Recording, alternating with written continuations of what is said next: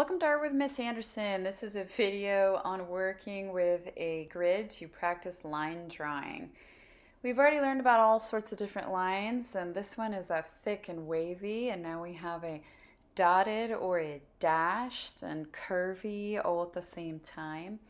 Use your different pens to experiment with what they do to the quality of the line. I took the opportunity of playing with line to create some patterns, noticing how just the way that we draw the line gives us this sort of like essence of like a wave pattern. Colored pencil is going to give you more texture. A marker, you can come in and thicken the line in spots so it's thicker in some spots and thinner in other spots. That's called a weighted line. Experimenting with that thick tip of a highlighter and then turning it over to do that skinny little side. Some lines are really sharply curvy.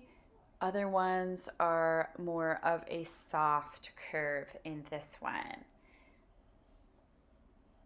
Adding weight, adding outlines. I know that some of these kind of become shapes as we join them together, but making sure that the overall quality is of line, that you are looking at lines predominantly that make up the scene before you. Just using that to outline my little box there. And I do like to erase some of my original pencil lines. I don't pencil line everything out ahead of time, but I do like to take my pencil and just lightly sketch some things out so I have an idea of where I'm going. Right here this is something called op art, which we will talk about later, but you do need to start with a little triangle, okay? And then you start with this triangle, right?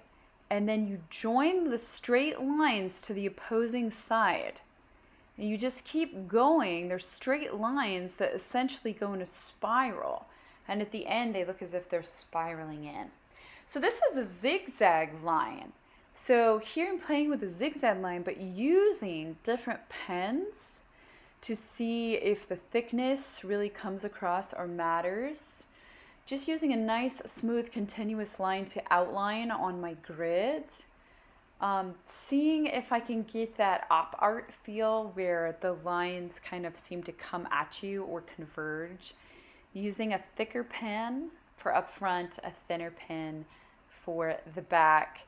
Even though it's a small variation, just seeing what happens when I do that. Getting that feeling of movement from these lines all joining together in certain spots. You'll notice on this grid, I've actually repeated patterns several times because I kind of want to master some of those patterns that I'm creating. So I've repeated them with different colors. Like this is an op art. And what you do with this, you are repeating those lines and joining them because they make it seem as if the center is kind of bulging out like that.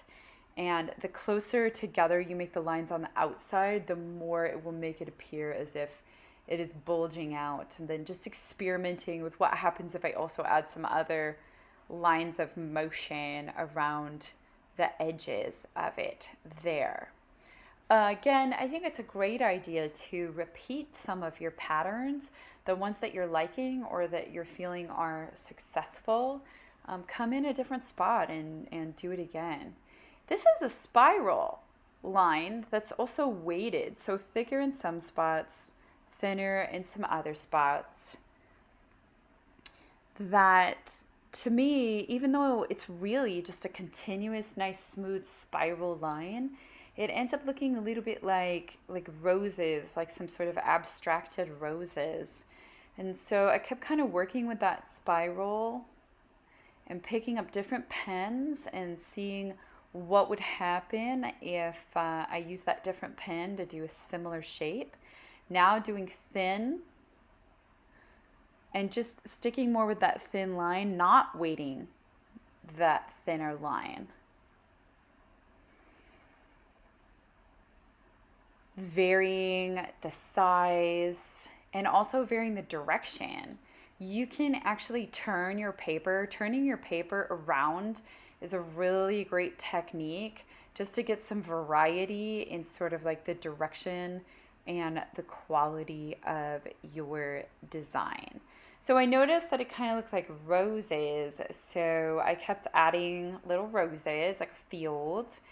And then here I'm going to add some leaves, but I'm noticing I'm holding the pencil is off to the side because that creates more of a jagged, rugged line, especially with a colored pencil. This is a dotted or a dashed line next to a curvy line, which is also kind of a dashed curvy line. It's non-continuous, it's broken, but the lines are still implied there. Noticing how just the movement of the lines and the placement, putting together just a few simple lines gives us now a feeling of an actual, like a whole entire scene. Adding some weight so that I get that feeling of a horizon line even that vanishes in the background. Super simple, but really gives a powerful feeling of a scene. So here I'm back to op art, and this is another great example of how to use your pencil just a little bit. And you'll notice at the end of this drawing, I don't actually follow all of my pencil lines. This is a technique where you just repeat the line and you kind of let it get bigger and bigger and bigger. And you can kind of let it grow out more and more and more. The closer lines at the center will give it more that feeling of a starburst effect. And all of a sudden it starts to get that sense of movement, like it's just spiraling out. And here I just added some extra yellow to see how those extra lines would kind of look. Here is the final grid. So now it is your turn. Grab your pens, repeat some patterns, and play with line.